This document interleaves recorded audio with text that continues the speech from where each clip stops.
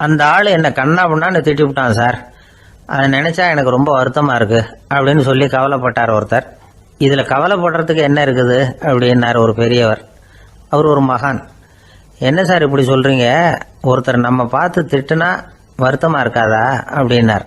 அது எப்படி வருத்தமா இருக்கும், திட்டுறதுங்கிறது என்ன, அது வெறும் சத்தம் தானே அப்படின்னார் அந்த பெரியவர்.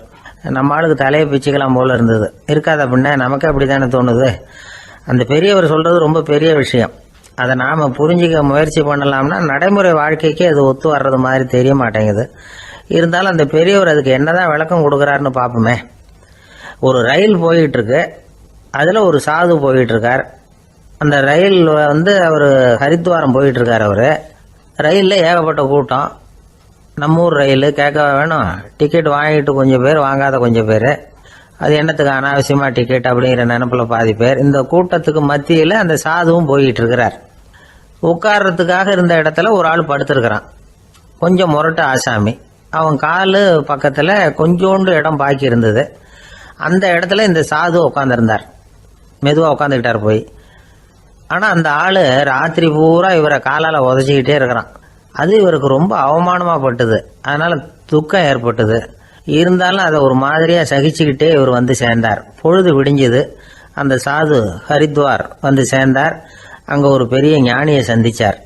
ராத்திரி ரயில்ல அந்த ஆளு உதைச்சதையும் அதனால தனக்கு ஏற்பட்ட துக்கத்தையும் இந்த சாது அந்த ஞானி கிட்ட சொன்னார். சொல்லிவிட்டு, ஏன் சுவாமி, எனக்கு துக்கம் ஏற்பட்டதே அது தப்பா அப்படின்னு கேட்டார். தவறுதான் அந்த ஞானி. உனக்கு இன்னமும் தேக அபிமானம் போகலைங்கிறது தான் அது காட்டுது. அஷ்டாவக்கிரர் என்ன சொல்றார் தெரியுமா? உண்மையான ஞானி யாராவது தன்னை வந்தனை செய்தால் அதற்காக சந்தோஷப்பட மாட்டார், யாராவது நிந்தனை செய்தால் அதற்காக வருத்தப்பட மாட்டார் அப்படின்னு சொல்றார். நிந்தனைங்கிறது ஒரு ஒலி தான். தேகாபிமானம் இருக்கிற வரைக்கும் இந்த ஒலி நம்மளை வேதனைப்படுத்தும். நான் தேகம் இல்லை, ஆத்மா அப்படிங்கிற நினைவு இருந்தா இந்த ஒலி நம்மளை பாதிக்காது. மனு என்ன சொல்றார் தெரியுமா? ஒரு சாதகன் பாராட்டுதலை விஷம்னு நினைச்சு பயப்படணும், அவமானத்தை அமிர்தம்னு நினைச்சு சந்தோஷப்படணுங்கிறார். அவமானப்பட்டா கவலைப்படாம எப்படி இருக்க முடியும் அப்படின்னு தான் நமக்கு தோணும். அதனாலதான் நம்மள யாரும் இதுக்கு உதாரணமா யாரையும் காட்ட முடியல. புத்தரையும் கபீரையும் உதாரணமா காட்டுறாங்க. அவங்களுக்கெல்லாம் அவமானம் ஏற்பட்டப்போ கவலையே படலையாம். புத்தரை அவமானப்படுத்தணுங்கிறதுக்காக கௌசாம்பி ராணி ஒரு இளம் பெண்ணை கொலை பண்ணி சடலத்தை புத்தர் குடிசைக்கு முன்னாடி போட சொன்னார். போட்டாங்க. புத்தர் தான் அந்த பொண்ணை கெடுத்து கொலை பண்ணி விட்டாருன்னு எல்லாரும் நினைச்சாங்க. ஆனா புத்தர் இதை பத்தி கவலையே படல. அப்புறமா உண்மை தெரிஞ்சதும் புத்தர் புகழ் இன்னும் அதிகமாயிட்டு. ஒரு பெரிய சபையில ஒரு மோசமான பொண்ணு நுழைஞ்சு தனக்கும் கபீருக்கும் சம்பந்தம் உண்டுன்னு சொன்னா கபீர் கவலைப்படல. அவங்க மாதிரியெல்லாம் நாமளும் இருக்க கத்துக்கணும். நிந்தனை, அபகீர்த்தி, அவமானம் எல்லாம் ஆண்டவன் கொடுக்கிற பிரசாதம்னு நினைக்கணும் அப்படின்னு சொல்றார் அந்த ஞானி. இதை கேட்ட இந்த காலத்து ஆசாமி ஒருத்தர், நான் கூட அப்படிதான் சார், யாராவது அவமானப்படுத்தினா கவலைப்பட மாட்டேன். நேத்து கூட ஒருத்தர் என்ன பலார்னு அரைஞ்சுட்டார், நான் கொஞ்சம் கூட கவலைப்படல, பேசாம வந்துட்டேன்னார். ஏன் அப்படி வந்துட்டீங்க அப்படின்னு. அவர் அரைஞ்சதுலேயும் ஒரு அர்த்தம் இருந்தது, அதனாலதான் அப்படி வந்துட்டேன்னார். ஏன் அரைஞ்சாருன்னு கேட்டேன். 10 வருஷத்துக்கு முன்னாடி 15 ரூபா அவர்கிட்ட கடன் வாங்கினேன், அதை கேட்டு கேட்டு பார்த்துட்டு கடைசியா தான் அரைஞ்சார் அப்படின்னார். ஆண்டவனுடைய பிரசாதம் இவருக்கு அடிக்கடி கிடைக்கும் போல இருக்கு.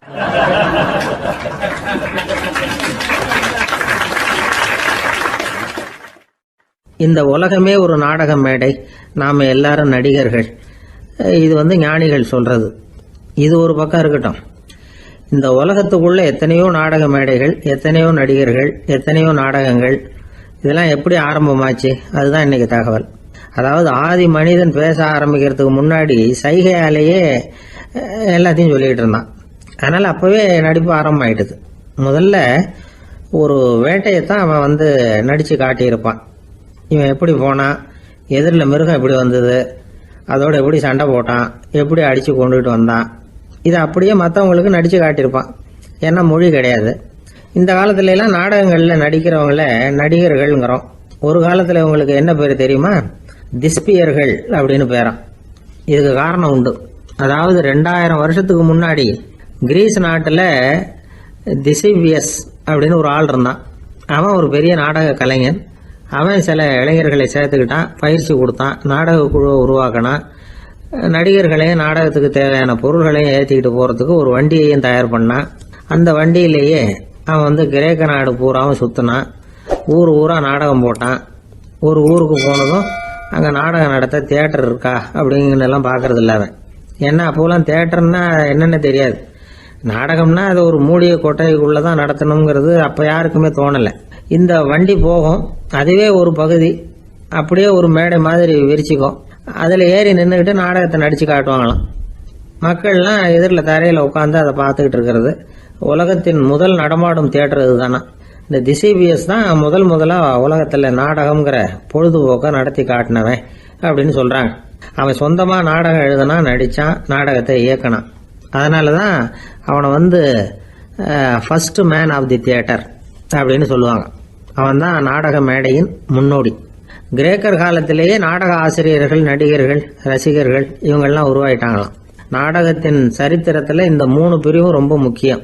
அதாவது கிரேக்க தியேட்டர்கள்லாம் திறந்த வெளி மேடைகள் தான். பெரும்பாலும் மலைச்சரிவுகள், அதுவே படிப்படியாக பண்ணியிருப்பாங்க. கீழே அரைவட்ட வடிவில் மேடை, அதுக்கு ஆர்கெஸ்ட்ரான்னு பேர். பிற்காலத்தில் இதில் உட்காந்து இசைக்குழுவினர் வாய்ச்சதுனால இசைக்குழுவுக்கே ஆர்கெஸ்ட்ராங்கிற பேர் வந்துட்டுது. இப்போ கிரேக்க தியேட்டர்களில் ஒன்று, அதோட காலம் கிமு 340. அதை இன்னமும் பாதுகாத்து வச்சிருக்கிறாங்களாம். எபிடாரஸ் அப்படிங்கிற இடத்துல அது இருக்குதான். இன்னமும் அந்த தியேட்டரை பயன்படுத்திக்கிட்டு வர்றாங்களாம். சிறந்த கிரேக்க நாடகங்கள்லாம் அங்கே நடிக்கிறாங்களாம். ஆரம்ப காலத்திலேயே கட்டணம் கிடையாது. அப்புறம் பின்னாடி தான் நுழைவு கட்டணம்லாம் அப்படியே வந்துட்டு தான். நடிகர்கள் பளபளப்பான ஆடைகள் உடுத்தியிருப்பாங்களாம். இந்த குதிகால் உயர்ந்த காலணிகள் போட்டிருப்பாங்களாம். இதெல்லாம் பழைய குறிப்புகள். பலவிதமான உருவங்களில் மாஸ்க் அப்படின்னு சொல்லப்படுற முகமூடி. அதனால ஒரே நடிகர் பல வேடங்களில் நடிக்கிறது உண்டான். ஆரம்பத்தில் பெண் நடிகர்கள் கிடையாது, எல்லாம் ஆண் நடிகர்கள் தான். ரோமானியர்கள் தான் முதல் நிரந்தர நாடக மேடையை கட்டினவங்க. அதுதான் முதல் தியேட்டர். கிமு 1048 காலகட்டத்தில் பாம்பிங்கிற நகரத்தில் அதை கட்டியிருக்கிறாங்களாம். கிரேக்க ரோமானிய தியேட்டர்களின் அடிப்படையிலேயே இந்த இத்தாலிய வடிவ அமைப்பாளர்கள் இந்த குதிரை லாட வடிவில் ஒரு ஆடிட்டோரியத்தை உருவாக்கினாங்களாம். இப்படி அதை பற்றி நிறைய தகவல் இருக்குது. 1576 லண்டனில் இந்த வின்ஸ்பர்ரி, அப்புறம் இந்த பில்ட்ஸில், அப்புறம் ஜேம்ஸ் இப்படிங்கிறவர் முயற்சியால் தான் இங்கிலாந்தில் முதல் தியேட்டர் உருவாச்சான். அப்படி ஒருத்தர் இருந்தாராம். உலக நாடக மேடையின் வரலாறு இதுதான். அதாவது இப்பெல்லாம் அறிவியல் வளர்ச்சி அதிகமாயிட்டுது, திரைப்படம், தொலைக்காட்சி எல்லாம் வந்தாச்சு. ஒவ்வொரு வீடுமே ஒரு குட்டி தியேட்டர் மாதிரி ஆயிட்டுது. தொலைக்காட்சி முன்னாடி உட்காந்து எழுந்திருக்கவே மனசு வர்றதில்லை. ஒரு அம்மா ஒரு மனோதத்துவ டாக்டரை தேடிட்டு வந்தாங்களாம் இந்த காலத்தில். டாக்டர், எங்கள் வீட்டுக்காரர் எப்போ பார்த்தாலும் டிவி முன்னாடி உட்காந்துக்கிட்டு அதையே வெறிச்சு பார்த்துக்கிட்டு இருக்கிறார், உத்து பார்த்துக்கிட்டு இருக்கார், எனக்கு சந்தேகமாக இருக்குன்னாங்களாம். இது மனக்கோளாறு இல்லைங்க, ஆர்வக்கோளாறு, அவ்வளவுதான், இதுக்காக பயப்படாதீங்கன்னாராம் டாக்டர். அப்படி இல்லை டாக்டர், டிவி ஓடும் பொழுது நாம எல்லாம் அதை பார்க்குறோம், சரி, ஆனால் அவர் அப்படி இல்லை, டிவியை நிறுத்தினதுக்கு அப்புறமும் அதையே உத்து பார்த்துட்டு உட்காந்துருக்கிறார், அதனால தான் சந்தேகப்பட்டு உங்ககிட்ட வந்தேன் அப்படின்னாங்களாம்.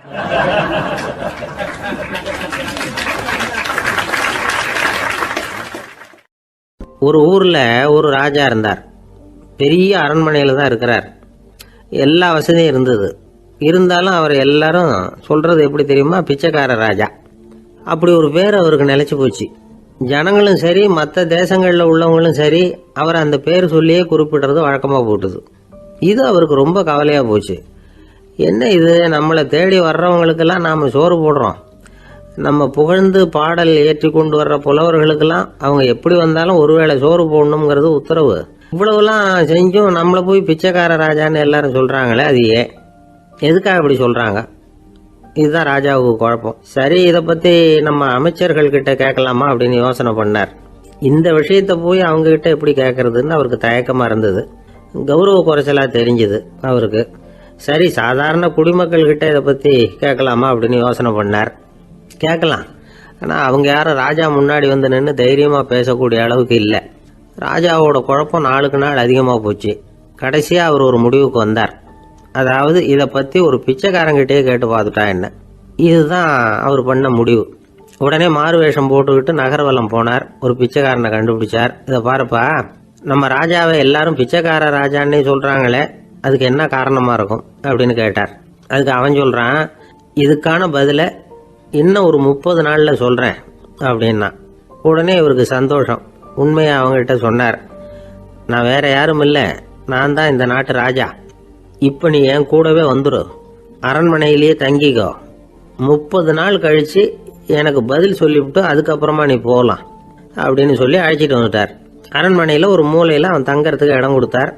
தினம் 2 வேளையும் இவனுக்கு சோறு போடுங்க அப்படின்னு உத்தரவு போட்டார். ராஜா கொடுத்த இடத்துல போய் உக்காந்துக்கிட்டான் அந்த பிச்சைக்காரன். தினமும் அந்த அரண்மனையில் நடக்கிறதையெல்லாம் கவனிச்சிட்டு வந்தான். வேளைக்கு சாப்பாடு வரும், சாப்பிட்டுக்கிட்டு இருக்கான். இப்படி 30 நாள் முடிஞ்சுது. ராஜா வந்தார். என்ன, என்னோட கேள்விக்கு பதில் என்னன்னு கண்டுபிடிச்சிட்டியான்னார். கண்டுபிடிச்சிட்டேன்னா. என்ன எல்லாரும் பிச்சைக்கார ராஜான்னு சொல்கிறாங்களே, அது நியாயமா படுதா உனக்குன்னு கேட்டார். நியாயமாக தான் படுது, சந்தேகம் இல்லாமல் நீங்கள் பிச்சைக்கார ராஜா தான். என்னதான் நீங்கள் வசதியோடவும் படைபலத்தோடவும் இருந்தால் கூட நீங்கள் எங்கள் வர்க்கத்தை சேர்ந்த ஆசாமி தான் அப்படின்னு அடித்து சொல்லிவிட்டான் அந்த ஆள். ஏனால் அப்படி சொல்கிறேன்னு கேட்டார் இவர். அரசே, ஒரு உண்மையை கண்டுபிடிச்சி சொல்கிறதா நான் உங்ககிட்ட சொன்னேன். நீங்கள் ராஜ பரம்பரைன்னா உடனே உங்கள் கழுத்தில் கிடக்கிற முத்து மாலையை கழட்டி பரிசாக கொடுத்துருப்பீங்க, பொண்ணையும் மணியையும் கொடுத்துருப்பீங்க. ஆனால் நீங்கள் அப்படி செய்யலை. என்னை ஒரு மூலையில் உட்கார வச்சு 2 வேளை சோறு போட சொன்னீங்க. உங்களை தேடி யார் வந்தாலும், யார் பாராட்டி பேசினாலும் அல்லது பிரச்சனைகளை சொன்னாலும் நீங்கள் செய்கிற ஒரே காரியம் சோறு போடுறது தான்.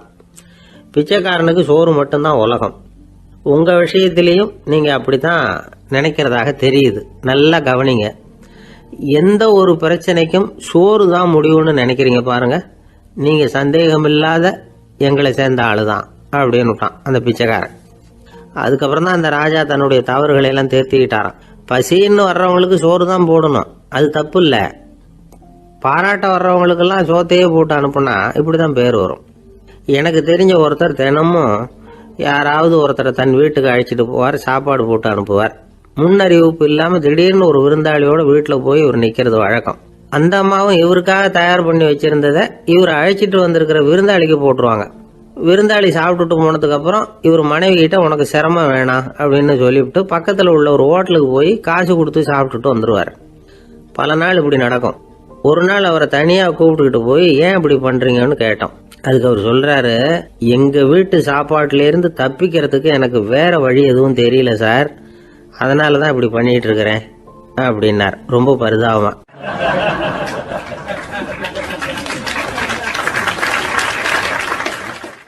ஒரு மனுஷனுக்கு 3 விதத்தில் கர்வம் உண்டாகிறதுக்கு வாய்ப்பு உண்டு. பணம், பதவி, புகழ்.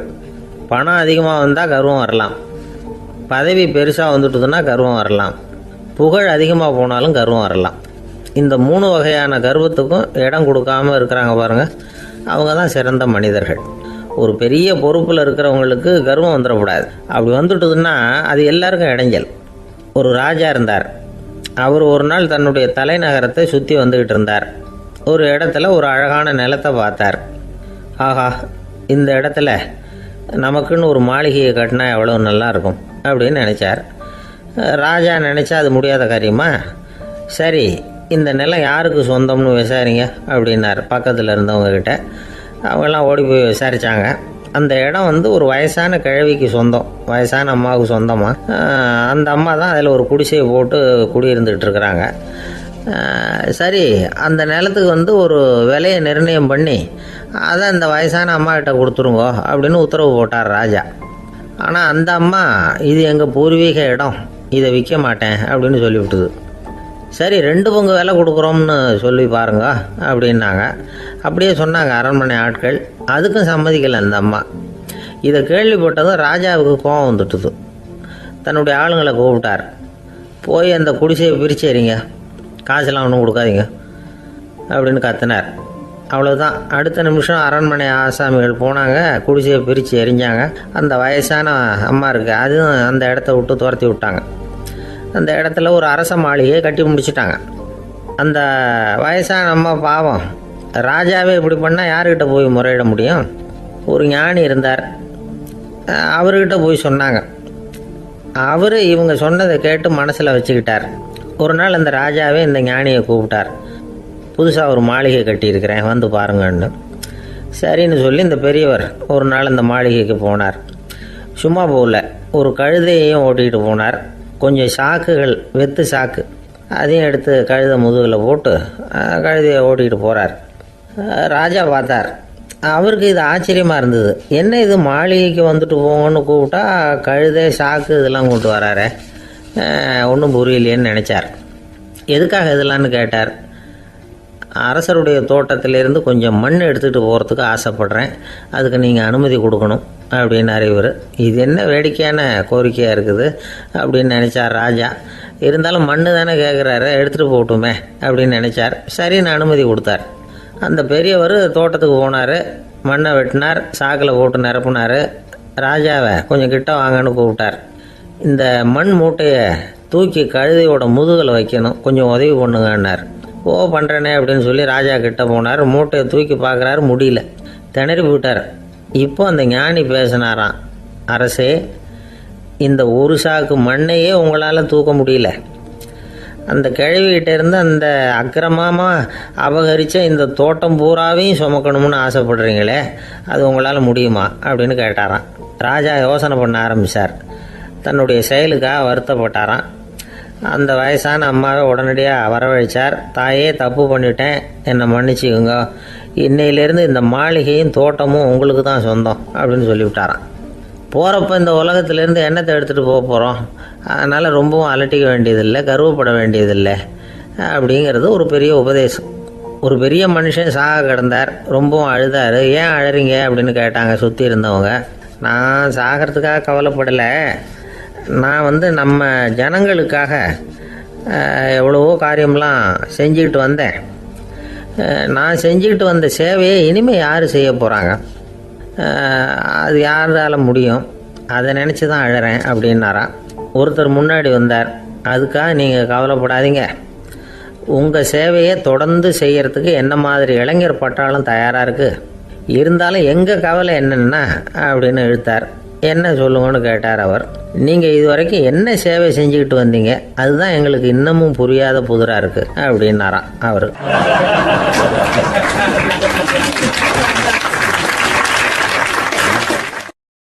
ஒரு அம்மா தெருவில் உட்காந்து என்னத்தையோ தேடிட்டு இருக்கிறாங்க.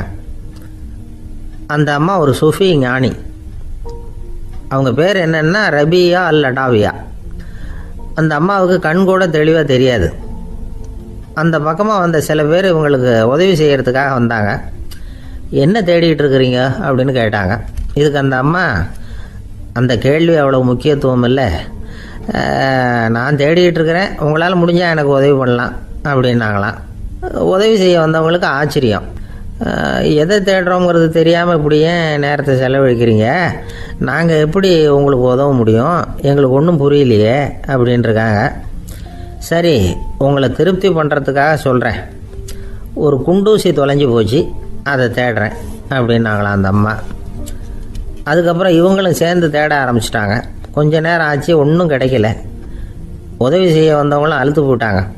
அப்புறம் கேட்டாங்க, பாருங்கம்மா, இது ரொம்பவும் பெரிய தெரு, அகலமான தெரு, அதனால் குறிப்பாக நீங்கள் எந்த இடத்துல அந்த குண்டூசியை தொலைச்சிங்க அதை சொல்ல முடியுமான்னாங்களாம். இதுக்கு அந்த அம்மா, நீங்கள் மறுபடியும் அர்த்தமில்லாத கேள்வியை கேட்குறீங்க, உங்கள் கேள்விக்கும் நான் தேடுறதுக்கும் என்ன சம்மந்தம்னாங்களாம்.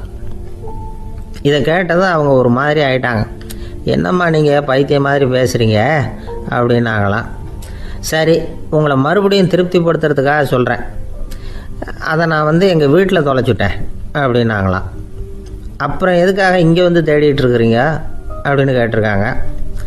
ஏன்னா இங்கே தான் வெளிச்சம் அதிகமாக இருக்குது, அங்கே வீட்டுக்குள்ளே இருட்டாக இருக்குது, அதனால் இங்கே வந்து தேடுறேன், வெளிச்சம் உள்ள இடத்துல தானே தேட முடியும் அப்படின்னாங்களாம் அந்த ஞானி.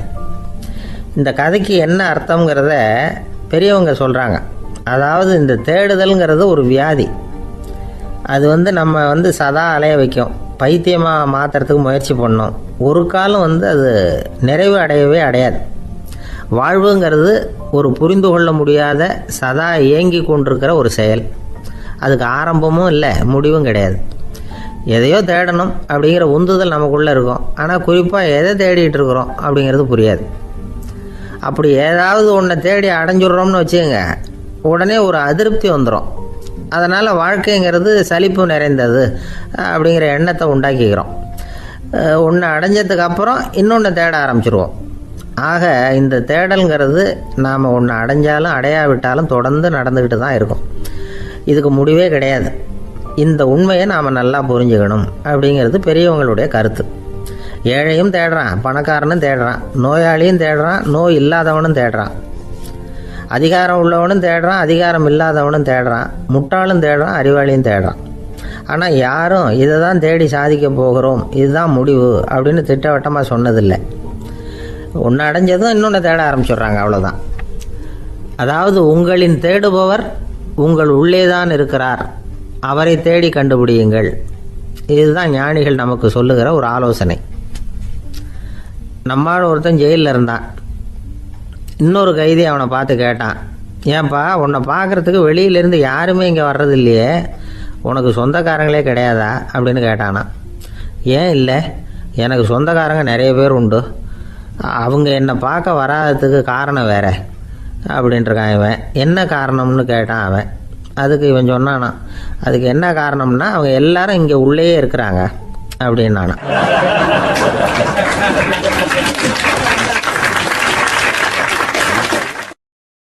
ஒரு நாள் ராமர் அரசவையில் உட்கார்ந்துருக்கிறார்.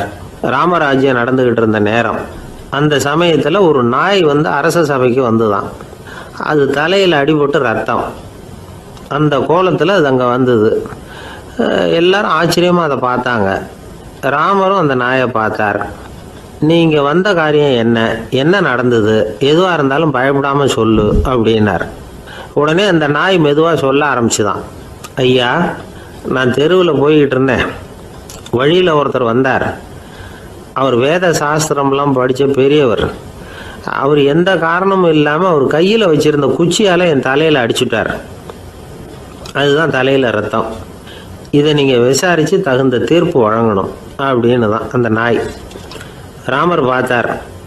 உடனே தன்னுடைய காவலர்களை அனுப்புனார். அந்த ஆளை எங்கே இருந்தாலும் போய் கொண்டுகிட்டு வாங்க அப்படின்னு விட்டார். காவலர்கள் போனாங்க. அந்த ஆளை பிடிச்சி கொண்டு வந்துட்டாங்க. அரண்மனைக்கு வா அப்படின்னு சொல்லி கூப்பிட்டுட்டு வந்துட்டாங்க.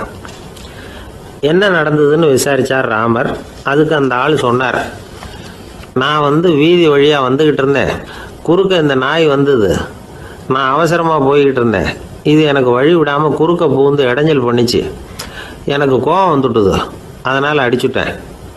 வேத சாஸ்திரம் படித்த நான் என் வசம் இழந்து கோபப்பட்டது பெரிய தப்பு தான்.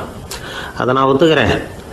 குற்றத்தை ஒப்புக்கொள்கிறேன். எனக்கு என்ன தண்டனை கொடுக்கணுமோ அதை கொடுங்க, ஏற்றுக்கிறேன் அப்படின்னு விட்டார். சரி, இப்போ அந்த ஆளுக்கு தண்டனை கொடுக்கணும். என்ன தண்டனை கொடுக்கறது யோசனை பண்ணார் ராமர். அதையும் அந்த நாய்கிட்டே கேட்டார். நீயே சொல்லு, என்ன தண்டனை கொடுக்கலாம் இவருக்கு அப்படின்னார். இதுக்கு அந்த நாய் என்ன சொல்லிச்சு தெரியுமா? இவரை ஏதாவது ஒரு கோயிலுக்கு தர்மகர்த்தாவாக நியமனம் பண்ணி விடுங்க, அதுதான் இவருக்கு சரியான தண்டனை அப்படின்னுது. இதை கேட்டதும் ராமர் முகத்தில் புன்னகை. ஆனால் அங்கே இருந்த மற்றவங்களுக்கெல்லாம் ஆச்சரியம். அது எப்படி, தப்பு செஞ்சவங்களுக்கு தண்டனை கொடுக்கறது தானே நியாயம், அதை விட்டுவிட்டு தர்மகர்த்தா பதவியை கொடுக்க சொல்லுது இந்த நாய் அப்படிங்கிற ஆச்சரியம். இந்த சந்தேகத்தை அந்த நாய்கிட்டே கேட்டாங்க அங்கே இருந்தவங்க. இதுக்கு அந்த நாய் பதில் சொல்லிச்சான். நான் வந்து போன பிறவியில் ஒரு கோயிலுக்கு தர்மகர்த்தாவாக இருந்தேன். எவ்வளவோ கவனமாக எச்சரிக்கையாக தான் என்னுடைய கடமைகளை எல்லாம் செஞ்சுக்கிட்டு வந்தேன். அப்படி இருந்தாலும் சில சமயங்களில் என்னையும் மீறி கோயில் செல்வத்தை நான் அனுபவிக்கிறதுக்கு காரணம் ஆயிட்டேன். ஒரு கோவிலுக்கு தர்மகர்த்தாவாக இருக்கிறவங்க எப்படியும் இந்த பாவத்திலேருந்து தப்பிக்கிறது கஷ்டம். அதனால தான் நான் இந்த பிறவியில் நாயாக பிறந்து இப்படி கஷ்டப்படுறேன். இதே நிலைமை இந்த ஆளுக்கும் ஏற்படணும் அப்படிங்கிறதுக்காக தான் அவரையும் ஒரு கோயிலுக்கு தர்மகர்த்தாவை நியமிக்கும்படி கேட்டுக்கிட்டேன் அப்படின்னு தான் இந்த நாய். இதிலேருந்து என்ன தெரியுது, எந்த பதவியில் நாம் இருந்தாலும் நமக்கு தெரியாமல் கூட அதை தவறாக உபயோகப்படுத்தக்கூடாதுங்கிறத இதிலேருந்து புரிஞ்சுக்கணும். இல்லைன்னா அடுத்த பிறவியில் நாயாக பிறந்து எங்கேயாவது போய் வாலாட்டிட்டு நிற்க வேண்டியது தான். கோவில் வாசலில் 2 நாய் பேசிக்கிட்டு இருந்துதான். போன ஜென்மத்தில் நான் மனுஷனாக தான் இருந்தேன். ஒரு கோவில் பூசாரி பேச்சை கேட்டுவிட்டு அவரோட கூட்டு சேர்ந்துக்கிட்டு ஆண்டவன் போட்டிருந்த நகையெல்லாம் அபகரித்து என்கிட்ட கொடுத்தாரு அவர். நான் எடுத்துகிட்டு வந்துட்டேன். திருடினது அந்த ஆள் தான், எடுத்துக்கிட்டு வந்தது தான் நான். இருந்தாலும் நான் மட்டும் நாயாக பிறந்துட்டேன். இப்போ மட்டும் அந்த பூசாரி என்கிட்ட மாட்டினா கடித்து குதறி விடுவேன் அப்படின்னு தான். அவசரப்பட்டு அப்படி செஞ்சுடாதே, பதிலுக்கு அவரும் உன்னை திருப்பி கடித்தாலும் கடிச்சிருவார். ஏன்னா அவரும் இப்போ ஒரு நாயாக தான் பிறந்திருக்கிறார் அப்படின்னு தான் இன்னொன்று. அது எப்படி உனக்கு தெரியும்னு தான் இது. நான் தானே அது அப்படின்னு தான் அந்த நாய்.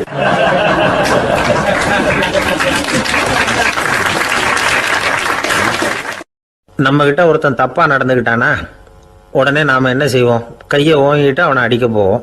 நாம் அவங்ககிட்ட அவனை விட ஒருபடி மேலாக தப்பாக நடந்துக்குவோம். ஆனால் பெரியவங்கள்லாம் அப்படி நடந்துக்கிறது இல்லை. இன்னா செய்தாரை ஒருத்தல் அவர் நாண நன்னயம் செய்து விடல் அப்படின்னு வள்ளுவர் சொல்லியிருக்கார் இல்லையா? அதுக்கு தகுந்த மாதிரி நடந்துக்குவாங்க. பாயசித் விஸ்தாமிங்கிறவர் ஒரு பெரிய ஞானி. அவர் ஒரு நாள் ராத்திரி ரொம்ப நேரம் மசூதியில் இருந்துட்டு வீட்டுக்கு திரும்பி வந்துகிட்டு இருக்கிறார். வழியில் ஒரு குடிகாரன், அவன் கையில் ஒரு இசைக்கருவி, அதை கண்ணா பின்னான்னு மீட்டிக்கிட்டு வாய்க்கு வந்தபடி என்னத்தையோ பாட்டுன்னு நினச்சிக்கிட்டு பாடிக்கிட்டு அவன் பாட்டுக்கு கிடக்கிறான் வழியில். அதோடு இருந்தாலும் பரவாயில்ல, அந்த பக்கமாக வழியில் போகிறவங்க வர்றவங்களையெல்லாம் பார்த்து கண்ணா பின்னான்னு திட்டிக்கிட்டு இருக்கிறான், ரொம்ப வளர்க்குறான். பாயசீத் பிஸ்தாமிங்கிற அந்த பெரியவர் அந்த வழியாக போகிறார். அவனை பார்க்குறார். அவனுடைய நிலைமையை பார்த்துட்டு பரிதாபப்படுறார்.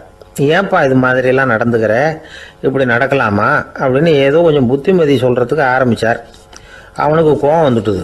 கையில் வச்சிருந்த வாத்திய கருவி அதால் ஓங்கி அந்த பெரியவர் தலையில் ஒரு அடி கொடுத்தான். ரத்த காயம் ஏற்பட்டு போச்சு. அவன் கையில் இருந்த இசைக்கருவியும் அடித்த வேகத்தில் ரெண்டாக உடஞ்சி போச்சு. அவ்வளோ வேகமாக அடிச்சிருக்கான். இவ்வளவு தூரத்துக்கு நடந்து போச்சுல்ல, அந்த மாபெரும் ஞானி வாயை திறந்து ஒரு வார்த்தை கூட பேசலை. பேசாமல் தலையை பிடிச்சிக்கிட்டு அவர் பாட்டுக்கு போயிட்டார். மறுநாள் அந்த பெரியவர் என்ன பண்ணார் தெரியுமா? கொஞ்சம் இனிப்பு பண்டங்கள், கொஞ்சம் பணம், இது ரெண்டையும் ஒரு ஆள் மூலமாக அனுப்பி வச்சார் அந்த குடிகாரனுக்கு. அவனுக்கு ஒன்றும் புரியல. என்ன விவரம்னு விசாரித்தான். வந்த ஆள் ஒரு கடுதாசியை நீட்டினான். அதில் விவரம் இருந்தது. ஞானி எழுதியிருக்கிறார், இதை பார்ப்பா, உங்களுடைய இசைக்கருவி உடையறதுக்கு என்னுடைய தலை காரணமாக ஆயிட்டுது. அதுக்காக நான் ரொம்ப வருத்தப்படுறேன். அதுக்காக தான் பணம் அனுப்பி வச்சுருக்கேன். வேறு புதுசாக ஒரு இசைக்கருவி வாங்கிக்கோ. அப்புறம் இன்னொரு விஷயம், நேற்றுக்கு ராத்திரி என்கிட்ட ஏகப்பட்ட கசப்பான வார்த்தைகளை பேசினேன்.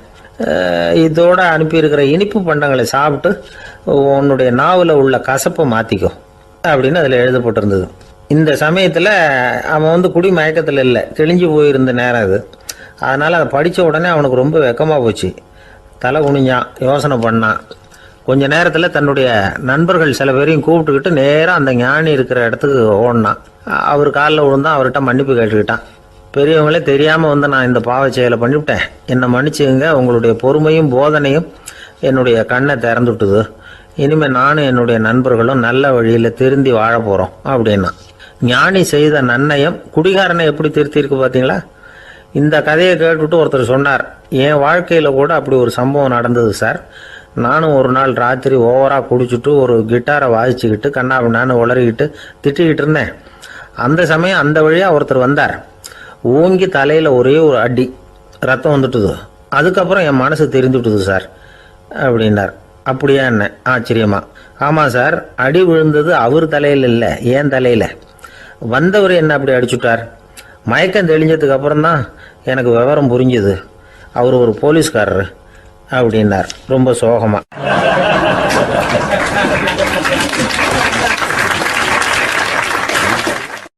அந்த ஆளுக்கு பேச தெரியாது, அவர்கிட்ட கொஞ்சம் எச்சரிக்கையாக நடந்துக்கோ அப்படின்னு சொல்கிறது உண்டு.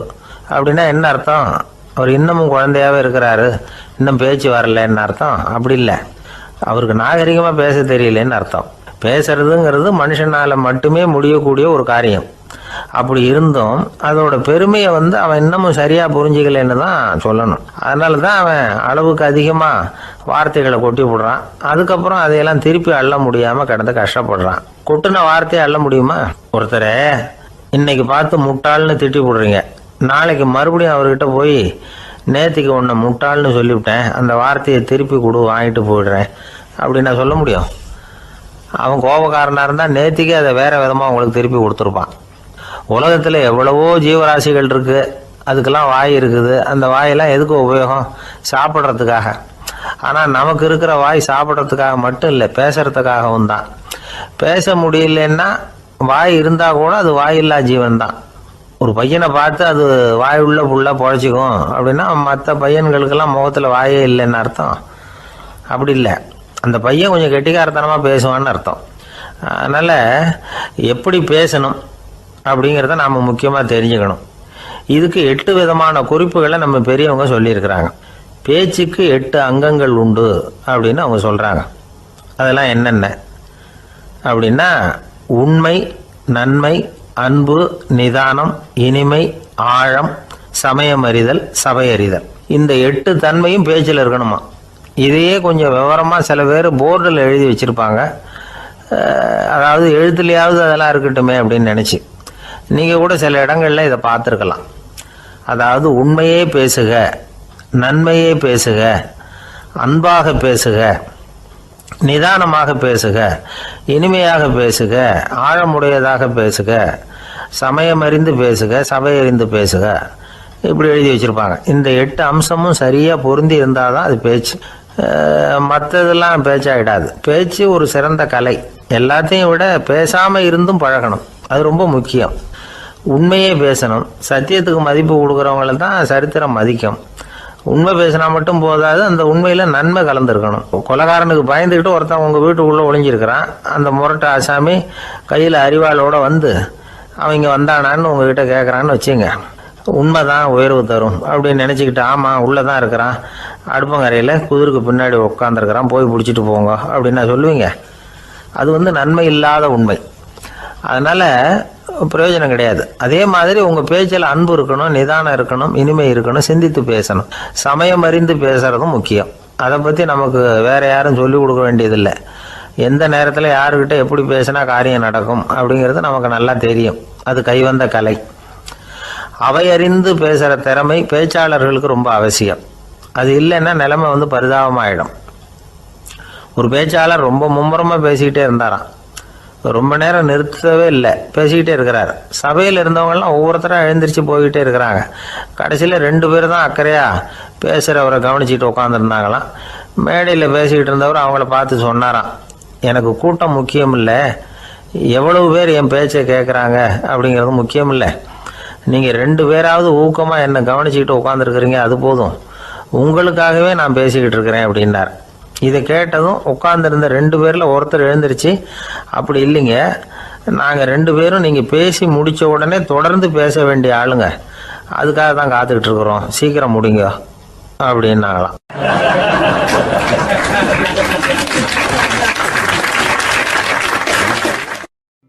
இந்த காலத்து புள்ள ஒருத்தன் தன்னோட அப்பாவை பார்த்து சொன்னான், அப்பா நான் உனக்கு உதவி செய்யலாம்னு நினைக்கிறேன், என்ன உதவி செய்யணும்னு சொல்லு அப்படின்னா. நீ சும்மா இருந்தால் அதுவே எனக்கு செய்கிற பெரிய உதவிடா அப்படின்னார் அப்பா. சும்மா இருக்கிறதும் ஒரு உதவி தான், அது மாதிரி மௌனமும் ஒரு சமூக சேவை தான் அப்படிங்கிறார் காஞ்சி பெரியவர். நமக்கு 5 புலன்கள் இருக்குது, மெய், வாய், கண், மூக்கு, செவி. இந்த 5லேயும் அதிகப்படியான வேலை எதுக்குன்னு நினைக்கிறீங்க? வாய்க்கு தான். ஏன்னா அதுக்கு 2 வேலை.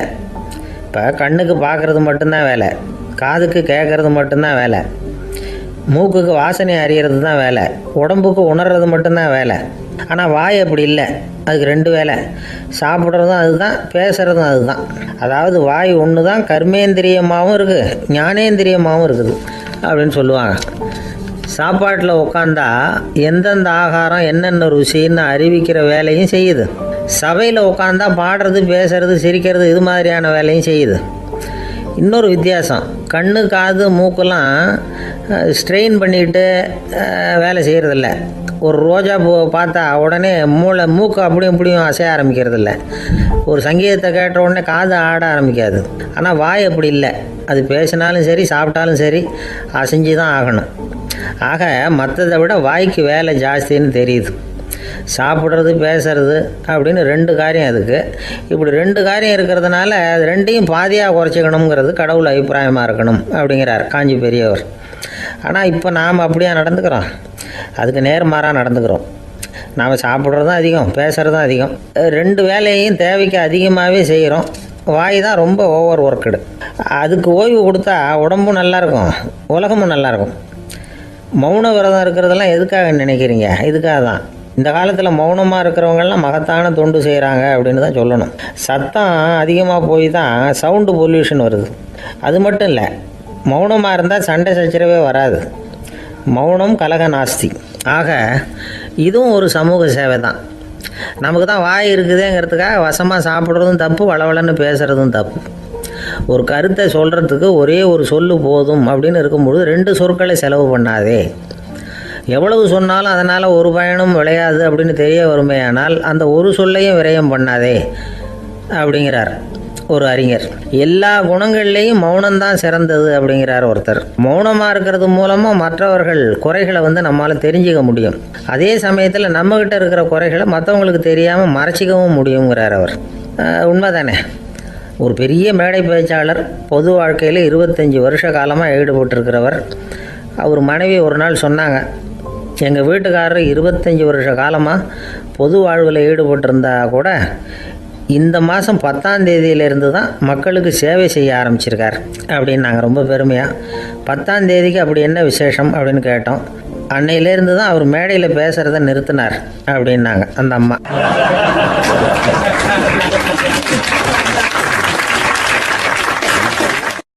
ஒரு ஆசாமி வேகமாக ஓடிக்கிட்டு இருந்தான்.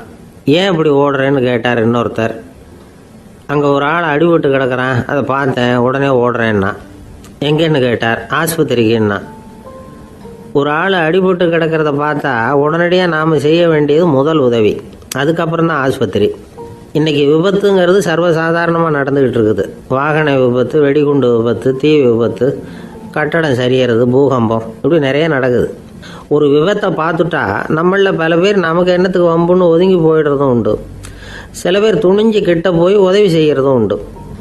அப்படி உதவி செய்ய நினைக்கிறவங்களுக்கு உபயோகப்படுற தகவல் இது. விபத்தில் காயமடைஞ்சவங்களை 3 பிரிவாக பிரிக்கலாமா. முதல் வகை கொஞ்சம் சீரியஸானது, உயிருக்கு உடனே ஆபத்து தரக்கூடியது. மூளை காயம், முகம், கழுத்து காயங்கள், இருதயம், நுரையீரல் காயங்கள், வயத்தில் உள்ளுறுப்பு காயங்கள், அதிகப்படியான இரத்தப்போக்கு, இதனால எல்லாம் பாதிக்கப்பட்டிருந்தால் அது முதல் வகை அப்படின்னு நாமளே மனசுக்குள்ளே முடிவு பண்ணிக்கணும். இவங்களுக்கெல்லாம் உடனடியாக முதல் உதவி கொடுக்கணும். தாமதப்படுத்தாமல் ஆஸ்பத்திரிக்கு கொண்டுகிட்டு போயிடணும். இப்படி கொஞ்சம் எச்சரிக்கையாக நடந்துக்கிட்டால் அவங்களில் பல பேரை காப்பாற்றி போடலாம். 2வது வகை எப்படின்னா, முதல் உதவி விரைவாக கிடைச்சா உயிர் பிழைக்கக்கூடிய மார்பு காயங்கள், கைகால் எலும்பு முறிவு, இடுப்பு முதுகெலும்பு காயம், சீரான இரத்த சேதம், இப்படிப்பட்டவங்களை 2வது வகையாக பிரிக்கணும். ஆபத்து இல்லாத சிராய்ப்புகள், சிறு காயங்கள், இரத்த உறைவுகள், இதனால் பாதிக்கப்படுறவங்க 3வது வகை. ஒருத்தர் தலையில் அடிபட்டு நினைவு விழுந்துட்டார்னு வச்சுங்க, அவருக்கு வாந்தி வர்றதுனால புறையேறி மூச்சு அடைப்பு உண்டாகும். இப்படி ஆகாமல் இருக்கிறதுக்காக தலையை ஒரு பக்கமாக சாய்ச்சி வைக்கலாம். நாடி துடிப்பையும் இதய துடிப்பையும் தொட்டு பார்க்கணும். அது குறைஞ்சிருந்தாலும் சரி, நின்று இருந்தாலும் சரி, அவர் மார்பை நிமிஷத்துக்கு 80 தடவை உள்ளங்கையால் அழுத்தி இதய துடிப்பை மீட்கிறதுக்கு உதவி பண்ணணும். கழுத்தில் காயம்பட்டாலும் ஆபத்து அதிகம். கழுத்துக்கு அடியில் ஒரு துண்டை மடித்து வைக்கலாம். 2 பக்கமும் சின்ன தலையணை அல்லது துணி மடிப்புகளை வச்சு கழுத்தை அதிகமாக அசையாமல் பார்த்துக்கலாம். முதுகெலும்பு முறிஞ்சிருக்குமோ அப்படிங்கிற சந்தேகம் இருந்ததுன்னா அவரை அதிகமாக அசைய விடக்கூடாது. அதிகமாக அசைஞ்சால் தண்டு இடத்துல பாதிப்பு ஏற்பட்டு கை கால் விளங்காமல் போயிடும். அவரை ஒரு கனமான போர்வை இல்லைன்னா பாயில் படுக்க வச்சு 4 பேர் மெதுவாக தூக்கி மருத்துவ உதவிக்கு அனுப்பி வைக்கலாம். கையெலும்பு முறிஞ்சிருந்தால் முறிஞ்ச பாகத்தை உடம்போடு சேர்த்து அசையாமல் கட்டி போடலாம். கால் எலும்பு முறிஞ்சிருந்தால் மற்ற காலோடு சேர்த்து கட்டி போடலாம். முறிஞ்ச பாகம் தொங்காமல் பார்த்துக்கணும், அப்போ தான் வீக்கம் உண்டாகாமல் இருக்கும். வெட்டு காயம், குண்டடிப்பட்ட காயம், இதிலெல்லாம் ரத்தப்போக்கு அதிகமாக இருக்கும். ரத்தம் வெளியேற ஆபத்து அதிகம். சுத்தமான துணியை பல மடிப்புகளை மடித்து காயத்தின் மேலே வச்சு அழுத்தமாக ஒரு 10 நிமிஷம் பிடிச்சிக்கணும். ரத்தம் நின்ன உடனே காயத்துக்கு கட்டு போடலாம். சில சமயம் காயம்பட்ட பாகத்தை உயரமாக தூக்கி பிடிச்சிக்கிட்டா தான் ரத்த கசிவு நிற்கும். இந்த விவரங்களையெல்லாம் கொஞ்சம் மனசில் வாங்கி வச்சுக்கிட்டோம்னா சமயத்தில் உதவும். ஏன்னா இந்த காலத்தில் விபத்து எந்த ரூபத்தில் எப்போ வரும்னு யூகிக்கவே முடியல. நண்பர் ஒருத்தர் சொன்னார், நேற்றுக்கு பாருங்கள் சார், என் கண்ணு முன்னாடியே ஒரு சின்ன விபத்து நடந்ததுன்னார். என்னன்னு விசாரித்தோம். ஒரு பஸ்ஸில் வந்துக்கிட்டு இருந்தேன். அந்த பஸ்ஸில் பின்பக்கம் படி ஓரமாக நின்றுக்கிட்டு இருந்த ஒருத்தர் ரோட்டில் விழுந்துட்டார். டிரைவர் அதை கவனிக்கலை, நிறுத்தாமல் அவர் பாட்டுக்கு போகிறாருனார். கண்டக்டர் உடனே விசில் கொடுத்து பஸ்ஸை நிறுத்த வேண்டியது தானே அப்படின்னோம். அதுதான் சார் முடியாமல் போச்சுன்னார் அவர். ஏன்னு கேட்டாங்க. தவறி கீழே விழுந்ததே அந்த கண்டக்டர் தான் சார் அப்படிங்கிறார்.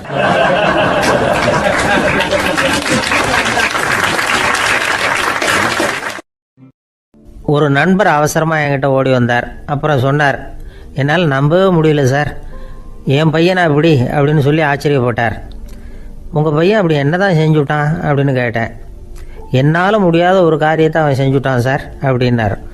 அது என்னன்னு தான் சொல்லுங்களேன். என்ன 5வது வகுப்பில் அவன் ஒரே தடவையில் தேறிட்டான் சார். அதாவது ஒரே அட்டம்ப்டில் பாஸ் ஆகிருக்கான் அப்படின்னார் மூச்சு வாங்க. கஷ்டப்பட்டு பரீட்சை எழுதுனது அவன், இவருக்கு ஏன் மூச்சு வாங்குது? நம்மால் செய்ய முடியாத ஒரு காரியத்தை இன்னொருத்தர் செய்யும் பொழுது அது நமக்கு ஆச்சரியமாக இருக்குது. சர்க்கஸ் பார்க்குறோம், ஒருத்தர் அந்த இடத்துல தொங்குறார், அது நமக்கு ஆச்சரியம். ஏன்னா அது நம்மால் முடியாத காரியம். நம்மால் முடியாத ஒன்றை அடுத்தவர் எளிதாக செய்யும் பொழுது நாம் மருள்வது இயற்கை. இதை தான் தொல்காப்பியம் மருட்கை அப்படின்னு சொல்லுது. இந்த வியப்பு இருக்குதே, இது 4 வகையில் ஏற்படுறதாக தொல்காப்பியம் சொல்லுது. அது என்ன 4 வகை? முதல் வகை எப்படின்னா புதுமையான அரிய செயல்களை செய்கிறது. 2வது வகை என்னென்னா பெரும் செயல்களை செய்கிறது. 3வது வகை என்னென்னா மிக நுட்பமான செயல்களை செய்கிறது.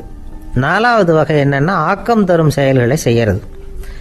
புதுமை, பெருமை, சிறுமை, ஆக்கமோடு மதினம் சாலா மருட்கை 4 அப்படிங்கிறது தொல்காப்பியம். இன்றைக்கி விஞ்ஞானம் புதுசு புதுசாக எதையோ கண்டுபிடிக்குது. ஆரம்பத்தில் அது ஆச்சரியமாக இருக்குது, அப்புறம் அது நமக்கு பழகி போயிடுது. வானொலி பெட்டி புதுசாக வந்தப்போ ஒரு பெட்டி பேசுதுங்கிறது எவ்வளோ பெரிய ஆச்சரியம். இப்போ யாரும் அதை ஆச்சரியமாக பார்க்குறதில்ல. மதினம் சாலா மருட்கை அப்படின்னு ஒரு சொற்றொடர் வருது பாருங்கள். அதில் கருத்தாழம் உண்டு. எதை பற்றியும் போதுமான அளவு புரிந்து கொள்ளாத போது ஒருத்தர் ஆச்சரியப்படுறார். புரிந்து கொண்ட பிறகு ஆச்சரியம் மறைஞ்சு போயிடுது. மிக நுட்பமான செயல்களும் நம்ம ஆச்சரியப்பட வைக்கும். ஒரு அரிசியில் ஒரு திருக்குறள் எழுதி காட்டுறாங்க, ஒரு முட்டை ஓட்டுக்குள்ளே ஓவியம் தீட்டி காட்டுறாங்க. கருங்கல் சிற்பங்களில் எவ்வளவு நுட்பமான வேலைப்பாடுகளை எல்லாம் பார்த்து ஆச்சரியப்படுறோம். இது மாதிரி ஆக்கப்பூர்வமான அரிய செயல்களை செய்கிறது கூட வியப்பை உண்டு பண்ணும். குப்பை கூலங்களை கூட வாழ்க்கைக்கு பயன்படுகிற பொருளாக மாற்றுகிறவர்கள் இருக்காங்க. அவர்களுடைய செயல் வியப்பு அளிக்குது. இடைக்காட்டு சித்தர் பாடின 30 நூலில் வர்ற ஒரு பாடல், ஆற்றல் பிறர் அறிதலின் அகம் கிளர்வு உறுதலின் கற்று அறி பாணர் கழுமிய கோடலின் தோற்றம் உருகவே போற்றல் சால் வியப்பே. ஒருத்தருடைய ஆற்றல் தெரியாமல் இருந்தது, அவருடைய அரிய செயலை பார்க்கும் பொழுது வியப்பாக இருந்தது, மனசுக்குள்ள கிளர்ச்சி. பாவலர்கள் இவர்களுடைய புகழை பாடி மற்றவர்களும் தெரிந்து கொள்ளுமாறு செய்கிறார்கள் அப்படிங்கிறது தான் ஒரு யதார்த்தமான உண்மை. ஆக எல்லா வகையிலும் மக்கள் தங்களுடைய வாழ்க்கையில் முன்னேறுவதற்கான வழிகாட்டுகிற ஒரு மெய்ப்பாடு தான் வியப்புங்கிறது. இந்த காலத்தில் நம்ம எப்படியெல்லாம் ஆச்சரியப்பட வைக்கிறாங்க. ஒரு ஆளை பிடிச்சி ஜெயிலில் கொண்டு வந்தாங்க. ஜெயில் அதிகாரி அவனை ரொம்ப ஆச்சரியமாக பார்த்தாரான். இவன் கேட்டான், ஏன் சார் அப்படி பார்க்குறீங்க, நான் இப்போ இங்கே வர்றது உங்களுக்கு ஆச்சரியமாக இருக்குதா அப்படின்னு கேட்டிருக்கான். இதுக்கு ஜெயில் அதிகாரி சொல்லியிருக்கார், நீ இப்போ இங்கே வந்ததில் எனக்கு ஒன்றும் ஆச்சரியம் இல்லைப்பா, ஏற்கனவே நீ இங்கேருந்து விடுதலையாகி போய் 6 மாதம் ஆச்சு, இவ்வளவு லேட்டாக வர்றியே அதுதான் எனக்கு ஆச்சரியமாக இருக்குது அப்படின்னாராம்.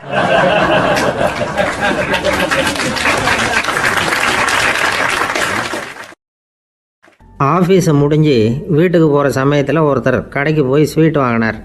சரி, வீட்டுக்கு பிள்ளைங்களுக்கு தான் வாங்கிட்டு போகிறார் அப்படின்னு மற்றவங்க நினச்சாங்க. அவர் அப்படி செய்யலை. அந்த இடத்துலையே பொட்டலத்தை பிரித்தார். திருட மாதிரி அப்படியே சுற்றி ஒரு தரம் பார்த்துக்கிட்டார். யாரும் தெரிஞ்சவங்க இல்லைங்கிறத முடிவு பண்ணிவிட்டு அவசரமாக அதை அப்படியே போட்டு முழுகிவிட்டு கையை தொடச்சிக்கிட்டு நல்ல பிள்ளை மாதிரி நடந்து போக ஆரம்பிச்சிட்டார். அவர் யாருன்னா, அவரோட பிரச்சனை எல்லாருக்கும் தெரியாது, சில பேருக்கு தான் தெரியும். அதாவது அவர் உடம்பில் சர்க்கரை இருக்குதுன்னு டாக்டர் சொல்லிவிட்டாராம். அதனால் வீட்டில் சர்க்கரையே இவர் கண்ணில் காட்டுறதில்ல. அதனால் இவர் யார் கண்ணிலையும் படாமல் இப்படிப்பட்ட வேலைகள்லாம் செய்கிறது வழக்கம். யாருக்கும் தெரியாமல் இப்படி ஸ்வீட்டை வாங்கி சாப்பிட்டுட்டு அவர் பாட்டுக்கு போயிடுறது. இப்படிப்பட்டவங்களுக்கெல்லாம் கொஞ்சம் ஆறுதலான தகவல் இன்றைக்கி. அது என்னென்னா, நாம் சாப்பிட்ற சர்க்கரைக்கும் நம்ம உடம்பில் உள்ள சில கோளாறுகளுக்கும் அப்படி என்ன தான் சம்மந்தம் இருக்குது. இதை பற்றி சமீபத்தில் சில ஆராய்ச்சிகள்லாம் நடந்திருக்குது. ஏன்னா சர்க்கரைன்னாவே விஷம் மாதிரி அதை பார்க்குறவங்களும் சில பேர் உண்டு. சின்ன பிள்ளைங்களுக்கு வயத்தில் பூச்சி உண்டாகிறதுலேருந்து பெரியவங்களுக்கு நீரிழிவு வர்ற வரைக்கும் எல்லாத்துக்கும் சர்க்கரை தான் காரணம்னு சொல்லிகிட்டு இருக்கிறோம். ஆனால் அந்த அளவுக்கு பயப்பட வேண்டிய அவசியம் இல்லை அப்படின்னு சொல்கிறாங்க. சர்க்கரை வியாதி, இருதய நோய், பித்த நீர்ப்பை நோய், இதெல்லாம் சில நோய்கள்லாம் நாம் சாப்பிட்ற சர்க்கரைக்கும் தொடர்பு இருக்குன்னு நினைக்கிறோம். ஆனால் அப்படி சம்பந்தம் உண்டுங்கிறதுக்கு போதுமான அளவுக்கு ஆதாரம் இல்லை அப்படிங்கிறாங்க ஆராய்ச்சியாளர்கள். ஒரே ஒரு சம்பந்தம் தான் உறுதியாக இருக்குதான். அதுவும் இந்த பல் சிதைவு அப்படின்னு இருக்கு இல்லையா, அந்த சர்க்கரை சாப்பிட்றதுக்கும் இந்த பல் சிதைவுக்கும் சம்மந்தம் இருக்குது அப்படிங்கிறத மட்டும் உறுதியாக சொல்கிறாங்க. சர்க்கரைன்னா நாம் சாப்பிட்ற ஜீனி மட்டும் இல்லை, பழம், காய்கறி, பால், தேன் இப்படி எல்லாத்துலேயும் அது இருக்குது. கேரட்டு கொடுக்குற சத்தில் 88% சர்க்கரை, ஆப்பிள் கொடுக்குற சக்தியில் 95% சர்க்கரை. இது ஜீனி சர்க்கரை, இது ஆப்பிள் சர்க்கரை அப்படிங்கிற வித்தியாசம்லாம் உடம்புக்கு கிடையாது. ரெண்டுமே உடனடியாக சக்தி கொடுக்குது. ஒரு ஸ்பூன் சர்க்கரையில் 16 கலோரி தான் சத்து இருக்குது. அதிகமாக சர்க்கரை சாப்பிட்டா நீரிழிவு வந்துருங்கிறது தப்பான ஒரு அபிப்பிராயம். டயபெட்டிஸுங்கிறது ஒரு மெட்டபாலிக் டிசார்டர், அவ்வளவுதான். அதாவது நாம் சாப்பிட்ற சர்க்கரையை நம்ம உடம்பு திறமையாக உபயோகப்படுத்திக்க முடியல அப்படின்னு அர்த்தம். அதனால தான் அதிகமாக இனிப்பு வேணாம்னு சொல்கிறோம். ஏற்கனவே உடம்பால் முடியாத ஒன்றை மறுபடியும் அது தலையில் சுமத்தி அதிகமாக வேலை வாங்க வேணாமே அப்படிங்கிறதுக்காக தான். ஆகாரத்தில் அதிகமாக சர்க்கரை இருந்தால் அதனால் உடனே சர்க்கரை வியாதி வந்துடும்ங்கிறதுக்கு விஞ்ஞான ரீதியாக போதுமான ஆதாரம் இல்லை. அதனால் எப்போவாவது அதிகமாக ஸ்வீட்டு சாப்பிட்டுட்டா ஐயோ அதிகமாக சாப்பிட்டோமோ என்ன பண்ண போகுது தெரியலையே அப்படின்னு நினச்சி மனசை போட்டு குழப்பிக்க வேண்டியதில்லை. பொதுவாக எதுவுமே அதிகமாக வேண்டாம், எல்லாம் சீராக இருந்தால் போதும். நீரிழிவுங்கிறது புதுசாக வந்துட்ட ஒரு நோய் இல்லை, ரொம்ப காலமாகவே இருக்கிற ஒன்று தான். நம்ம முன்னோர்கள் இதை மதுமேகம் அப்படின்னு சொல்லுவாங்க. அதை கட்டுப்படுத்துறதுக்கு அவங்களே சில வழிமுறையை சொல்லி வச்சுருக்கிறாங்க. அது என்னென்னா வேறு ஒன்றும் இல்லை, இந்த பாவக்காய், முள்ளங்கி, அருகம்புல், அவ்வளவுதான். வெள்ளை முள்ளங்கி இருக்குல்ல, அதை வாரத்துக்கு 3 நாள் சாப்பிட்டுக்கிட்டு வாங்க. நூலுக்கோல் ரொம்ப நல்லது. இல்லைன்னா முள்ளங்கி சாறு 1 ounce சாப்பிட்டுட்டு வரலாம். ரத்தத்தில் சேர்கிற சர்க்கரை அளவு இதெல்லாம் கட்டுப்படுத்துது. சிறுநீரில் காணப்படுகிற சர்க்கரை அளவையும் சமநிலைப்படுத்துது. தினமும் ஆகாரத்தில் கோதுமை, கேழ்வரகு, வெந்தயம், கருவேப்பிலை, சோயாபீன்ஸ் எது கிடைக்குதோ சேர்த்துக்கலாம். இப்படிலாம் செஞ்சுக்கிட்டு வந்தால் அப்புறம் வீட்டுக்கு தெரியாமல் கடையில் போய் நின்றுக்கிட்டு ஸ்வீட் வாங்கி திருட்டுத்தனமாக சாப்பிட வேண்டிய அவசியமே உங்களுக்கு வராது. 2 ஆசாமிகள் கடற்கரையில் உட்காந்து சாவகாசமாக பேசிக்கிட்டு இருந்தாங்களாம். ஒருத்தர் சொன்னார், இன்னொருத்தருக்கு தெரியாமல் ஸ்வீட்டு சாப்பிட்றதே எப்பவும் இடைஞ்சல் தான் சார். நேற்றுக்கு பாருங்கள் அப்படி தான் சாப்பிட்டுக்கிட்டு இருந்தேன், வீட்டுக்காரி கண்ணில் போட்டுவிட்டுது, அதுக்கப்புறம் ஒரே ரகலையாக போச்சு அப்படின்னாரா. எனக்கு கூட அப்படி தான் சார் ஆகிட்டுது, ஒரே ரகலை அப்படின்னாரா இன்னொருத்தர். நீங்கள் சாப்பிட்டதும் உங்கள் வீட்டுக்காரங்க கண்ணில் போட்டுவிட்டுதா சார் அப்படின்னு கேட்டிருக்காரு இவர். அதுக்கு அவர் சொன்னாராம், அப்படி இல்லை சார், கடைக்காரர் கண்ணில் போட்டுவிட்டுதோ, நான் அவருக்கு தெரியாமல் அந்த ஸ்வீட்டை அவர் கடையிலேருந்து எடுத்திருந்தேன் அப்படின்னு விளக்கம் கொடுத்தாராம் இந்த ஆள்.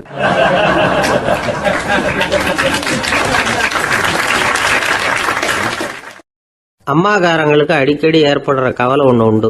அதாவது குழந்தை சரியாக சாப்பிட மாட்டேங்குதே அப்படிங்கிற கவலை. இவங்கெல்லாம் ஒரு விஷயத்தை நல்லா புரிஞ்சுக்கணும்.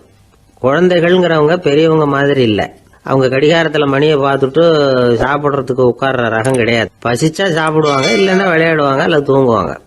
அது புரியாமல் அவங்கள கட்டாயப்படுத்தி அல்லது மிரட்டி சாப்பிட வைக்கிறது ரொம்ப தப்பு. ஒரு 8 மாத குழந்தைக்கு 3 மணி நேரத்துக்கு ஒரு தடவை பசிக்கும். அந்த நேரம் பார்த்து சாப்பாடு கொடுத்தா அடம் பண்ணாமல் அது பாட்டுக்கு சாப்பிட்றோம். அதே குழந்தைக்கு 1 வயசு ஆகிறப்போ 4 மணி நேரத்துக்கு ஒரு தடவை பசிக்கும். இந்த வயசில் இயற்கையாகவே பசி குறைஞ்சிருக்கும். அது புரியாமல் என் குழந்தை முன்னாடி மாதிரி இப்போ சரியாக சாப்பிட மாட்டேங்கிறான் அப்படின்னு சில பேர் டாக்டர்கிட்ட போய் சொல்லிக்கிட்டு இருப்பாங்க. இன்னொரு விஷயம், ஒரு குழந்தைக்கு வயசு அதிகமாகிற வேகத்துக்கு உடம்பு எடையும் அதிகமாகிக்கிட்டே போகாது. உடம்பு எடை அதிகமாகிற வேகம் குறைஞ்சிக்கிட்டே வரும். 6 மாத குழந்தைக்கு ஒரு வாரத்தில் 150 கிராம் எடை கூடும். ஒரு வயசில் வாரத்துக்கு 71 கிராம் எடை கூடும். இது புரியாமல் அதிகமாக சாப்பாட்டை கொடுத்து குழந்தைய கஷ்டப்படுத்தக்கூடாது. ஏன்னா அளவுக்கு மீறின உணவு அஜீரணத்தை உண்டு பண்ணிவிடும். குழந்தைக்கு ஒரு தட்டில் கொஞ்சமாக ஆகாரத்தை வச்சு கொண்டுகிட்டு போய் கொடுக்கணும். மலை மாதிரி குவிச்சு வச்சா அதை பார்த்ததுமே பசி அடங்கி போயிடும். அடித்து மிரட்டி பயமுறுத்தி குழந்தைய சாப்பிட வைக்கிற பழக்கம் இருக்குது பாருங்க, அதுக்கு ஃபுட் ஃபோர்ஸிங் அப்படின்னு பேர். இப்படி பண்ணினா குழந்தைக்கு சாப்பாட்டில் விருப்பம் குறைஞ்சிரும், அதை கண்டாவே வெறுக்க ஆரம்பிச்சிடும். அது மாதிரி உளம் சார்ந்த பசி குறைவு, சைக்கோஜெனிக் அனோரெக்சியா, அது ஏற்படுமா. சாப்பாடுங்கிறதே ஒரு தண்டனை மாதிரி தோணும். குழந்தைகளுக்கு பிடிச்ச மாதிரியான ஆகாரத்தை கொடுக்கணும். சத்து அதிகம் இருக்குங்கிறதுக்காக அதுக்கு பிடிக்காத ஆகாரத்தை கொடுத்து கட்டாயப்படுத்தக்கூடாது. குழந்தைகளுக்கு 2 வயசு ஆகிறப்போ இயற்கையாகவே எதிர்மறை குணம் உண்டாகும். அதாவது அந்த எதிர்மறையாக பேசுறது. இது மாதிரி சமயங்களில் நாம் என்ன சொல்கிறோமோ அதுக்கு நேர்மாறாக நடந்துக்கும். ஏட்டிக்கு போட்டி, சாப்பிட சொன்னால் விளையாட போவோம், விளையாட சொன்னால் சாப்பாடு கேட்கும். இதை புரிஞ்சுக்கிட்டு நடந்துக்கணும். குழந்தை சொன்ன பேச்சை கேட்கலேன்னு கோவப்படக்கூடாது. குழந்தை வளர வளர பிடிவாத குணம் வர்றது சகஜம். கேட்டதை வாங்கி கொடுத்தாதான் சாப்பிடுவேன் அப்படின்னு பிடிவாதம் பண்ணும். வாங்கி கொடுத்து விடுறது தான் உத்தமம். நீங்களும் அதுகிட்ட பிடிவாதம் பண்ணிட்டு இருக்கக்கூடாது. ஏன்னா கேட்டது கிடைக்கலையேங்கிற ஏமாற்றம் கூட குழந்தையோட பசியை குறைச்சிரும். கேட்டது கிடைச்சிட்டா பசி அதிகமாகும். கொடுத்ததை மலமலன்னு சாப்பிட்றோம். குழந்தைகளுக்கு கண்ட கண்ட நேரத்தில் சாப்பிட்றதுக்கு எதையாவது வாங்கி கொடுத்துக்கிட்டு இருந்தா சாப்பாட்டு நேரத்தில் சாப்பிடாம அடம் பண்ண ஆரம்பிச்சிடும். பள்ளிக்கூடம் போகிற பிள்ளைங்க காலை உணவை சரியாக சாப்பிட மாட்டாங்க. அச்சம், அவசரம், பரபரப்பு இதெல்லாம் தான் காரணம். பள்ளிக்கு புறப்படுறதுக்கு ஒரு 3/4 மணி நேரத்துக்கு முன்னாடியே சாப்பாடு போட்டுருங்க, அது சரியாக போடும். படிக்கிற குழந்தைகள் உடல் சோர்வு, மனச்சோர்வு இது காரணமாக கூட சாப்பிட மறுக்கிறது உண்டு. இப்போ உதாரணமாக சாயந்தரம் விளையாடி விட்டு வீட்டுக்கு வந்ததும் சாப்பிட சொன்னால் வேணாம்பாங்க. இது உடல் சோர்வு. ரொம்ப நேரம் வீட்டு பாடங்களை செஞ்சு முடித்த கையோடு சாப்பிட சொன்னாலும் அவங்களால சரியாக சாப்பிட முடியாது. இது உளச்சோர்வு, அதாவது மனச்சோர்வு. இதை தவிர குழந்தைகளுக்கு உடல் நலக்குறைவு ஏற்பட்டால் கூட சாப்பிட மறுக்கிறது உண்டு. சில மருந்து மாத்திரைகள் கூட பசியை குறைச்சிரும். அதனால் சரியாக தெரிஞ்சுக்கிட்டு குழந்தைகளை சாப்பிட வைக்கணும். அது புரியாமல் கையில் சாப்பாட்டு தட்டை வச்சுக்கிட்டு குழந்தைகளை விரட்டிக்கிட்டு அலையக்கூடாது. ஒரு சின்ன பையன் சொன்னான், எங்கள் அம்மா சாப்பாடு போடுறது தெரிஞ்சா நான் உடனே வீட்டை விட்டு வெளியில் ஓடி போடுவேன் அப்படின்னா. ஏன் அப்படி பண்ணுறேன்னு கேட்டோம். எங்கள் அப்பா கூட அது மாதிரி தான் சார் பண்ணுவார் அப்படிங்கிறான்.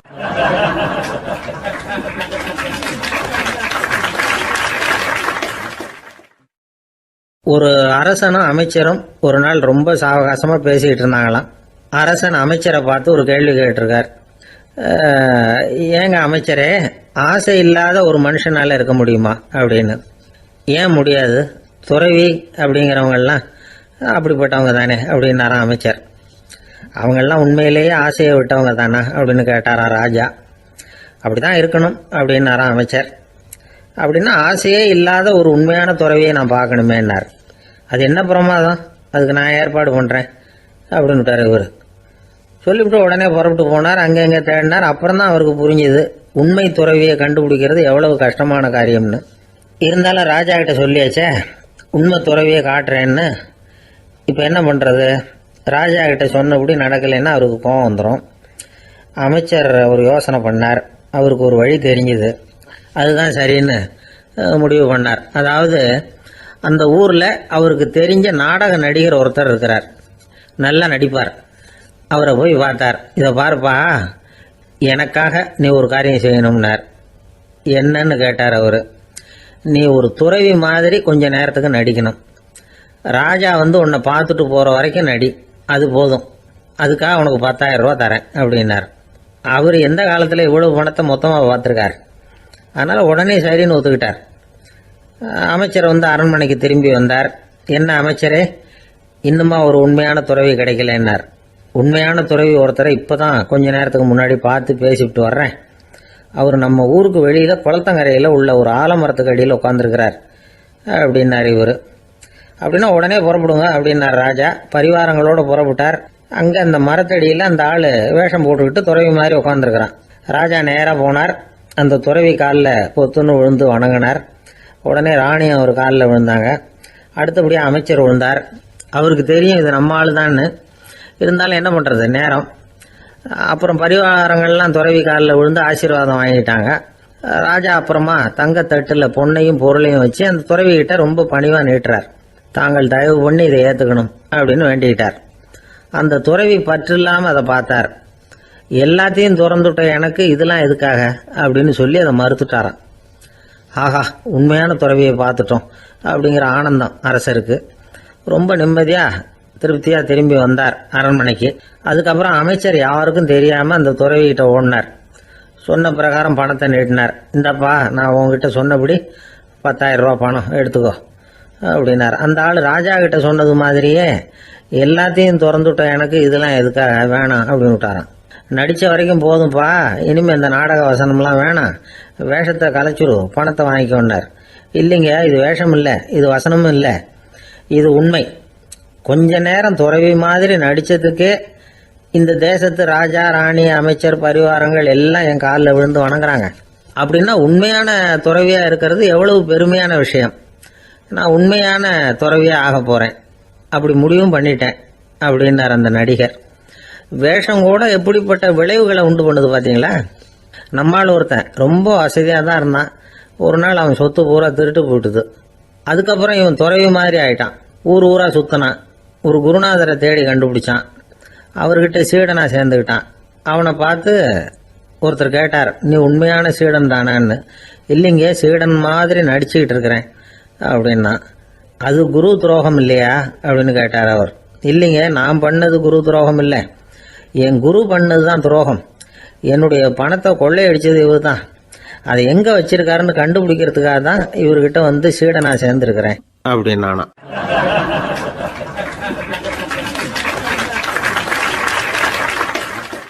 ஒருத்தர் ரொம்ப அவசரமா வந்தார். சார், மனுஷன் நிம்மதியா இருக்கிறதுக்கு என்ன வழின்னு கேட்டார். சீக்கிரமா ஒரு கல்யாணத்தை பண்ணீங்க, எல்லாம் சரியா போடும் அப்படின்னோம். அவர் ஒரு மாதிரியா பார்த்தார். ஏற்கனவே எனக்கு கல்யாணம் ஆயிட்டுது சார், அதனால தானே நிம்மதியா இருக்கிறதுக்கு வழி கேட்கறேன் அப்படின்னார். சரி, இவர் ஒரு மாதிரியான கேஸ் அப்படின்னு நினைச்சுக்கிட்டு நம்மகிட்ட இருந்த ஒரு சின்ன புத்தகத்தை அவர்கிட்ட தூக்கி கொடுத்தோம். இதை படிச்சு பாருங்கன்னு. கல்யாணத்துக்கு பிறகும் சந்தோஷமா இருக்கிறதுக்கு என்ன வழி அப்படிங்கிற கேள்விக்கு அந்த புத்தகத்துல விளக்கம் இருந்தது. கணவன் மனைவிக்குள்ள சிக்கல் வராம இருக்கிறதுக்கு அதுல சில வழிகளை சொல்லி கொடுத்துருக்குறாங்க. அதெல்லாம் என்னென்ன அப்படிங்கறத இப்ப பார்க்கலாமா. குடும்பம்னு இருந்தா கோபம் வரதான் செய்யும். அது வந்துட்டு போகட்டும், பரவாயில்ல. ஆனா அந்த கோபம் ஒரே நேரத்துல ரெண்டு பேருக்கும் வந்துடாம பாத்துக்கணும். ஒரு சமயத்துல யாராவது ஒருத்தர் தான் கோபப்படணும், அடுத்தவங்க அமைதியா இருக்கணும். அதுக்கப்புறம் இவர் அமைதியான உடனே அவங்க ஆரம்பிச்சுக்கலாம். கோபமா ஏதாவது சொன்னா உடனே கோபமா பதில் சொல்லக்கூடாது. கொஞ்சம் பொறுத்து கோபம் தீர்ந்த உடனே அந்த பதில சொல்லலாம். அப்போ பதில் கோபமா இருந்தா கூட அது அவ்வளவு பெருசா தெரியாது. அற்ப விஷயத்துக்கெல்லாம் காய்ச்சி மூச்சுன்னு கத்திட்டு இருக்கக்கூடாது. உங்க ரெண்டு பேருக்குள்ள ஒரு தர்க்கம் ஆரம்பம் ஆயிட்டுதுன்னு வச்சுக்கோங்க. கடுமையா ரெண்டு பேரும் விவாதம் பண்றீங்க. உங்களில் ஒருத்தர் இதுல ஜெயிக்கணும்னா அது நீங்களா இருக்க வேணாம், அடுத்தவங்க ஜெயிக்கிறதுக்கு நீங்க துணையா இருங்களேன். அப்படின்னா நீங்க கொஞ்சம் விட்டு கொடுக்கணும், அவ்வளவுதான். ஏதாவது குத்தம் சொல்லணுமா, செஞ்ச தப்ப சுட்டி காட்டணுமா, விமர்சனம் பண்ணணுமா, பண்ணுங்க, வேணான்னு சொல்லல. ஆனா சொன்னதை அப்படி சொல்றத கொஞ்சம் அன்பா இதமா சொல்லுங்க. எப்போ நடந்த தவறுகளை எல்லாம் இப்போ போய் மறுபடியும் ஞாபகப்படுத்திட்டு இருக்க வேண்டாம். நான் அப்பவே சொன்னேன் இந்த புடவை வேணாம்னு, நீங்க தான் கேட்கல, இப்போ பாருங்க கிழிஞ்சு போச்சு இப்படின்னு கத்துனாங்க ஒரு அம்மா.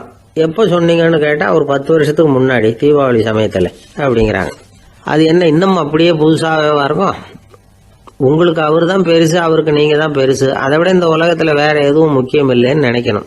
நீ தான் என்னுடைய உலகம்னு எத்தனை தடவை சொல்லியிருப்பீங்க. அதெல்லாம் வெறும் வசனமா போயிடக்கூடாது. ஏதாவது ஒரு பிரச்சனையை பத்தி கடுமையா விவாதம் பண்ணிட்டு இருக்கீங்க, அதை அப்படியே பாதியில விட்டுட்டு படுக்கைக்கு போயிடக்கூடாது. சொச்சத்தை நாளைக்கு பேசிக்கலாம்னு. அப்படி போனா தூக்கம் வராது. பிரச்சனையை ஒரு முடிவு பண்ணிக்கிட்டு அதுக்கப்புறமா தூங்க போகணும்.